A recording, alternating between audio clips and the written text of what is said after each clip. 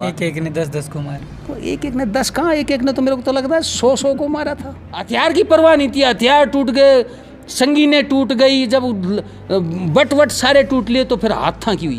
दादा सूरज भान सिंह चीनियों के काबू में नहीं आ रहा था, ऐसा जोरावर था। रेजांगला जो है, मैं कह रहा हूँ इस विश्व की जो महानतम गाथाओं में, देखो बहादुरों की कोई कमी नहीं है, विश्व में एक से एक अच्छी महानतम वीर गाथाएं हैं, लेकिन देखो यहाँ एक ऑप्शन था, ऑप्शन ये था पीछे हट सकते, और ये भी मालूम था कि भाई अब तो मृत्यु का वरण होगा ही। देखो न उनके पास प्रॉपर क्लोथिंग, न हथियार, न नफरी, 124 आदमी और 5,000 10,000 कितना भी पता नहीं, एक पूरा डिवीजन उनका खड़ा हुआ। एक एक ने 10-10 को मारा। तो एक एक ने 10 कहाँ, एक एक ने तो मेरे को तो लगता है 100 को मारा था।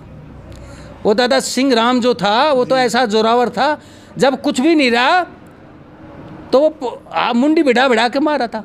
दादा सूरज भान सिंह भैरवपुर वाला जी, उसको तो जब मशीन गन के बस से उस शांत किया गया, नहीं तो वो तो चीनियों के काबू में नहीं आ रहा था, ऐसा जोरावर था वो। तो जब तक सांस चली तब तक चीनियों को मसलते रहे, हथियार की परवाह नहीं थी, हथियार टूट गए, संगीनें टूट गई, जब बट सारे टूट लिए तो फिर हाथ था की हुई, बाटे उठा के मारे वो। तो जब उनके सांस चीनियों ने मशीन गन के बस से जो पूरे करे, तब जाके जो है उन्होंने प्राण त्यागे। तो रेजांगला जो है ना, रेजांगला के बुजुर्गों, हमारे बुजुर्गों ने, उनका कर्ज है हमारे ऊपर, कौम का नाम खून से लिख के चले गए।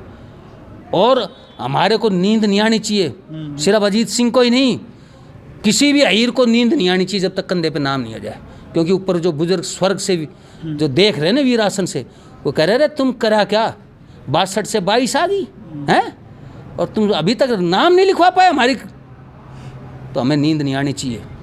हाजी पीर और टाइगर हिल के बारे में आपने बताया, ये भी ऐसी लड़ाई है कि आज का जो युवा है वो नहीं जानता उनके बारे में, आज भी नहीं जानता कि हुआ क्या था।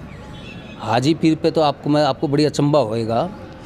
उस टाइम कर्नल राव राम सिंह जी थे हमारे बीच में, और वो रेजांगला के एक समारोह में वो कर रहे थे, सबको बता रहे थे। तो उन्होंने कहा भाई ये रेजांगला ही नहीं, हमने तो हाजी पीर फतेह किया है। और बोला वो ये रेवाड़ी के पास के एक सूबेदार साहब थे जो चढ़ गए थे अपना हीरों को लेके।